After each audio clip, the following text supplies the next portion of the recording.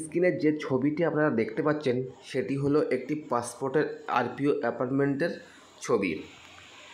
তো এই ভিডিওতে আমি বলবো আপনারা যখন আরপিও অ্যাপার্টমেন্ট বুক করছেন বা কোনো ব্যক্তির দ্বারা বুক করে নিচ্ছেন, যখন এই যে পেজটি বা এই যে প্রিন্ট আউটটি বা অ্যাপয়েন্টমেন্ট লেটারটি আপনি হাতে পাচ্ছেন, তখন নিচের দিকে আসবেন। নিচের দিকে আসার পরে এখানে কিন্তু দুটি বা একটি, কারোর ক্ষেত্রে তিনটি কিন্তু কোড এখানে মেনশন করা আছে এবং বলা আছে the following documents need to be finish at PSK/PO for verification. তো এখানে কিন্তু বিভিন্ন রকম জিনিস এখানে কিন্তু বলা হচ্ছে, ঠিক আছে। তো আপনারা কিন্তু মনে রাখতে হবে এই যে জিনিস বা এই যে ডকুমেন্ট দুটো এখানে স্পষ্ট বা স্পেসিফিকভাবে তুলে দেওয়া হয়েছে, তার কারণ হচ্ছে এই দুটো ডকুমেন্টস ম্যান্ডেটরি নিয়ে যেতেই হবে, সঙ্গে আরও যেসব ডকুমেন্ট আছে সেগুলো নিয়ে যেতে হবে। তো আমি এই ভিডিওতে দেখাবো যে এই যে কোড নাম্বার দিয়ে ডকুমেন্টস যে রিকোয়ারমেন্ট করা হচ্ছে বা রিকোয়ার্ড চাওয়া হচ্ছে, সেই কোড নাম্বারের মানে কি এবং ওই কোডে কোন ডকুমেন্ট। হ্যালো গাইস, আপনারা দেখছেন নিউজ করি ইউটিউব চ্যানেল। আর আমার চ্যানেলে নতুন দর্শক হয়ে থাকলে প্লিজ চ্যানেলটা সাবস্ক্রাইব করবেন এবং পাশে থাকা বেল আইকনটি ক্লিক করে অল নোটিফিকেশানটি অন করে রাখবেন এরকম গুরুত্বপূর্ণ ভিডিও সবার আগে আপডেট পাওয়ার জন্য। আর আপনারা যদি পাসপোর্টের অ্যাপয়েন্টমেন্ট বুক করতে চান তাহলে স্ক্রিনে দেওয়া এই নাম্বারটিতে কন্ট্যাক্ট করবেন। আপনাদের কিন্তু পাসপোর্টের অ্যাপয়েন্টমেন্টটা খুব গুরুত্বপূর্ণ সহকারে কিন্তু দিয়ে দেওয়া হবে। আমি নাম্বারটি কিন্তু মুখে বলছি 97 34 33 25 47, ইংলিশে 9734332547। এই নাম্বারে কন্ট্যাক্ট করবেন। অল্প সীমিত টাকার বিনিময়ে কিন্তু আপনাদের পাসপোর্টটা অ্যাপয়েন্টমেন্ট করে দেওয়া হবে এবং টাকা কিন্তু অ্যাপয়েন্টমেন্টের পরে নেওয়া হয়। তো চলুন ভিডিওটি শুরু করি। সবার প্রথমে বলবো, আপনারা নতুন পাসপোর্ট আবেদন করার আগে দয়া করে আমার চ্যানেলে ভিজিট করবেন, করে কিন্তু তাতে সঠিকভাবে কিভাবে পাসপোর্টের আবেদন করবেন তার জন্য স্পেসিফিক ভিডিও আমি কিন্তু বানিয়ে আপলোড করে দিয়েছি। আপনারা কিন্তু সেই ভিডিও দেখে দেখে আপনারা কিন্তু পাসপোর্টটা অ্যাপ্লাই করবেন, তাহলে কিন্তু আপনাদের কোনো রকম অবজেকশন বা লেটার বাড়িতে আসবে না। আপনাদের কিন্তু 22 দিনের মাথায় সব কিছু ঠিক থাকলে 22 দিনের মাথায় কিন্তু আপনাদের পাসপোর্ট পেয়ে যাবেন। এবার যে সকল ব্যক্তিরা ইতিমধ্যে আবেদন করেছেন এবং পাসপোর্টটি রিজনাল পাসপোর্ট অফিসে আটকে আছে কোনো কারণে বা কোনো বিষয়ের জন্য, তো তারা কিন্তু অ্যাপয়েন্টমেন্ট নিয়ে এবং সঙ্গে কিন্তু আপনাদের নির্দিষ্ট যে ডকুমেন্ট অ্যাপয়েন্টমেন্ট কপিতে বলা হয়েছে তার সঙ্গে আরও যেসব ডকুমেন্ট আছে সেগুলো নিয়ে ভিজিট করলে আপনাদের কিন্তু অ্যাপ্লিকেশানটা প্রসেসিং হয়ে আপনাদের কিন্তু পাসপোর্ট নাম্বারটি জেনারেট হয়ে যাবে।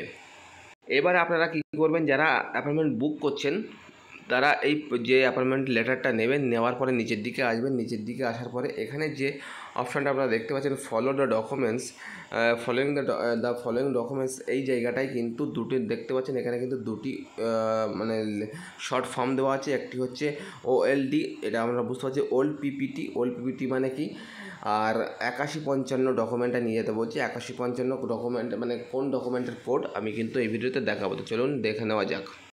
দেখুন, পাসপোর্টের যে কটা কোড নিয়ে আপনাদের পাসপোর্টটা হোল্ড করে রাখা হচ্ছে রিজনাল পাসপোর্ট অফিসে, তার মধ্যে একটি কোড হলো 8013 অর্থাৎ 8013। এর মানে হচ্ছে photo passbook of running bank account in any public sector bank. অর্থাৎ আপনাদের একটি ব্যাঙ্ক অ্যাকাউন্ট যেটি রানিং বর্তমানে ট্রানজ্যাকশান হয় আর কি, যে কোনো ব্যাংকের হতে পারে, পাবলিক সেক্টর হোক বা যাই হোক, গভর্নমেন্ট হোক, যাই হোক, কিন্তু তার ফটো কিন্তু রিসেন্ট 3 মাসের মধ্যে চাই এরকম একটি পাসবুক কিন্তু আপনাদের দেখাতে হবে। প্লাস আপনারা private sector bank and regional rural bank, গ্রামীণ ব্যাঙ্ক যেগুলো বলা হয় আর কি, সেটাও নিয়ে যেতে পারেন এবং ভোটার কার্ড বা আধার কার্ড সেটাও কিন্তু নিয়ে যেতে পারেন। এটি অ্যাকচুয়ালি 8013টা হচ্ছে আইডেন্টিফিকেশানের জন্য কিন্তু মার্ক করা ডকুমেন্ট, এইগুলোই কিন্তু হতে পারে, বা আপনি ম্যাট্রিকুলেশন সার্টিফিকেটও নিয়ে যেতে পারেন, যেগুলো কিন্তু আপনারা নিয়ে যেতে পারেন। এটি কিন্তু 8013 কোড নাম্বারের আয়তায় পড়ে। তারপরে একটি, যদি আপনাদের অ্যাপয়েন্টমেন্ট লেটারে স্পেসিফিকভাবে 8155 লেখা থাকে তাহলে কিন্তু তার মানে আধার কার্ড, এটি কিন্তু মাথায় রাখবেন। তারপরে কিন্তু 8087 যদি লেখা থাকে তাহলে কিন্তু এখানে বলা হচ্ছে old passport in original with self attested photocopy of it is first 2 and last 2 page including ECR/non ECR page and page of observation if any. অর্থাৎ আপনাদের যদি ওল্ড পাসপোর্ট থেকে থাকে তার কিন্তু অরিজিনাল নিয়ে যাবেন, সঙ্গে কিন্তু একটি ফটোকপিও নেবেন, তার সেলফ অ্যাটেস্টেড করবেন এবং তার যে পাসপোর্ট ওল্ড পাসপোর্টের যে প্রথম দুটো পাতা এবং লাস্ট দুটো পাতা কিন্তু আপনাদের ইসিআর নন ইসিআরের জন্য থাকবে, তাতে কিছু করবেন না, ঠিক আছে। এটা কিন্তু আপনাদের স্পষ্ট বুঝতে পারলেন যে 80-87তে কী বলা হচ্ছে। তারপরে আসি 80-24। 80-24-এর কী আছে? Clipping of to local newspaper or gazetted notification of the concern state government as the case in may be. অর্থাৎ এখানে কিন্তু 80-24-এ বলা হচ্ছে যদি আপনাদের কোনো রকম ভুল ভ্রান্তি থেকে থাকে, নামের ভুল, বয়সের ভুল, আপনাদের ঠিকানা ভুল বা আপনাদের যে বাবার নাম ভুল এরকম যদি থেকে থাকে এবং আপনাদের যে অ্যাপয়েন্টমেন্ট কপিটা নিয়েছেন তাতে যদি 80-24 ডকুমেন্টের রিকোয়ার্ড থাকে তাহলে কিন্তু আপনারা মনে রাখবেন দুজনা টু লোকাল নিউজ পেপার, অর্থাৎ লোকাল দুটো নিউজ পেপারে কিন্তু অ্যাড দিতে হবে এবং আপনারা অ্যাড দিতে পারেন বা গেজেটেড অফিসারের দ্বারা কিন্তু আপনাদের সেটা মানে সিল সই করে নিতে হবে, এটা কিন্তু মাথায় রাখবেন। তারপরে বলা হচ্ছে 701 যদি কোনো ব্যক্তির ডকুমেন্টের অবজেকশন এসে থাকে তাহলে কিন্তু তার মানে হচ্ছে প্রুফ অফ অ্যাড্রেস, অর্থাৎ আপনাদের কিন্তু প্রুফ অফ অ্যাড্রেস ভেরিফিকেশান করতে হবে। তো প্রুফ অফ অ্যাড্রেস হিসেবে কোন কোন ডকুমেন্টগুলো আপনারা ইউজ করতে পারবেন? প্রুফ অফ অ্যাড্রেস হিসেবে আপনারা আধার কার্ড ইউজ করতে পারবেন, ভোটার কার্ড ইউজ করতে পারবেন প্রুফ অফ অ্যাড্রেস হিসেবে, ঠিক আছে। তারপরে কিন্তু বলা হচ্ছে 702, অর্থাৎ 702তে কী দেওয়া আছে? Proof of date of birth. তো আপনারা প্রুফ অফ ডেট অফ বার্থের ক্ষেত্রে কিন্তু আপনারা প্যান কার্ড ইউজ করতে পারবেন, আধার কার্ড ইউজ করতে পারবেন, ভোটার কার্ডও ইউজ করতে পারবেন, তিনটে কিন্তু ইউজ করতে পারবেন। এছাড়াও কিন্তু একাধিক কোড আছে। তো আমি কিন্তু একটা নিয়ম বলবো, সেটি হলো আপনাদের মোবাইলের বা কম্পিউটার যে কোনো একটি ব্রাউজারে চলে আসবেন এবং আসার পরে গুগল অপশানটা কিন্তু আপনারা ক্লিক করবেন। ক্লিক করার পরে এই জায়গাটায় আপনারা লিখবেন পাসপোর্ট কোড, যে কোডটা আছে সেই কোডটা লিখবেন। আমি কিন্তু আপনাদের সামনে লিখছি, কারণ এইটা পাসপোর্ট কোড 8155। তো নিচের দিকে আসবেন, নিচের দিকে আসার পর দেখতে পাচ্ছেন এখানে কিন্তু স্পেসিফিকভাবে গুগল আপনাদের সাহায্য করবে, আমাকে কিন্তু সাহায্য করেছে। এখানে কিন্তু বলছে what are documents 81-63 and 8155 is the regional passport office in India, it is Aadhaar card. অর্থাৎ এই যে কোডে যদি 81-63 বা 81-55 কোনো কোড আসে তাহলে কিন্তু সেটা আধার কার্ড হিসেবে গণ্য হবে।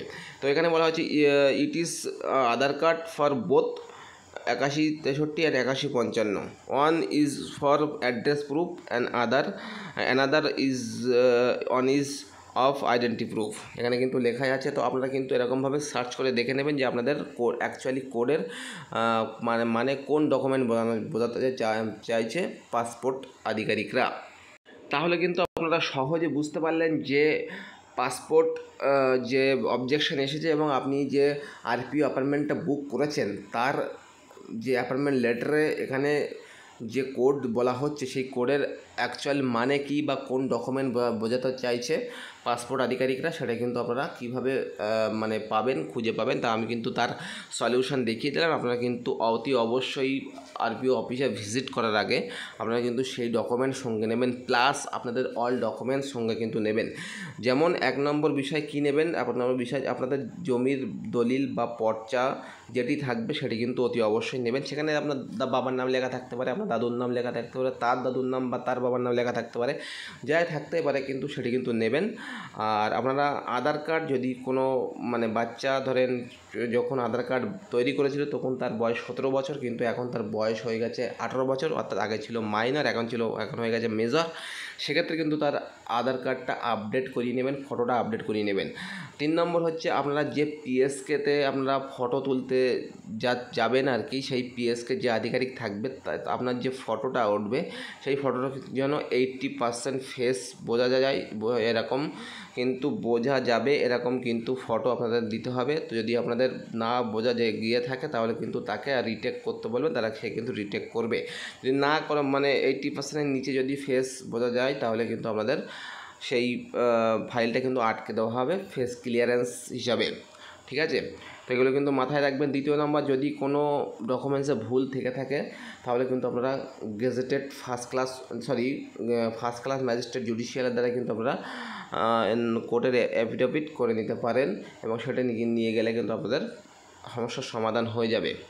তাছাড়া একটি কথা আমি আপনাদের জানিয়ে রাখি, আগে পাসপোর্ট অ্যাপ্লিকেশান হোল্ডিং হয়ে থাকলে কোনো ব্যক্তির 6 মাস, 7 মাস, 10 মাস, 1 বছর পর্যন্ত কিন্তু হোল্ড করে রাখা হতো, কিন্তু এখন বর্তমানে 6 মাসের বেশি হয়ে গেলে কিন্তু আপনাদের প্রথম 3 মাসে কিন্তু আপনাদের একটি অবজেকশন লেটার পাঠানো হচ্ছে। যদি আপনি অ্যাটেম্প করেন তো খুবই ভালো, আর যদি না অ্যাটেম্প করেন তাহলে কিন্তু পাসপোর্ট আদালত থেকে একটি চিঠি পাঠানো হবে। যদি তাতেও অ্যাটেম্প না করেন তাহলে কিন্তু আলটিমেটলি আপনাদের বাড়িতে বাই পোস্টের মাধ্যমে কিন্তু ক্লোজ লেটার চলে আসবে। এটি কিন্তু মাথায় রাখবেন।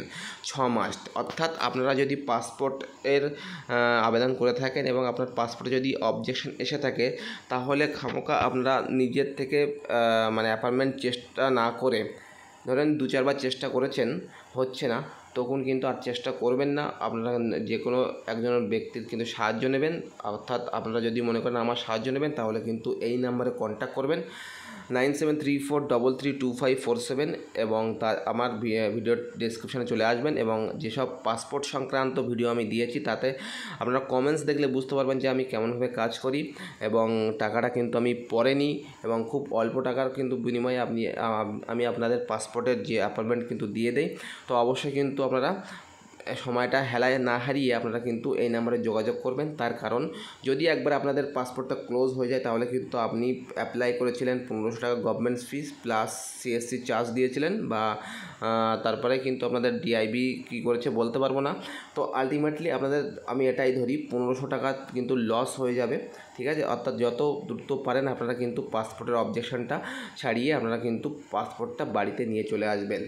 তো এই ছিল ভিডিওটি যদি ভালো লেগে থাকে লাইক করবেন, কমেন্ট করবেন, শেয়ার করবেন, আর আমার চ্যানেল নতুন দর্শক হয়ে থাকলে প্লিজ দয়া করে চ্যানেলটা সাবস্ক্রাইব করে আমাকে সাপোর্ট করবে। দেখা হবে পরের ভিডিওতে। ভালো থাকবেন, সুস্থ থাকবেন।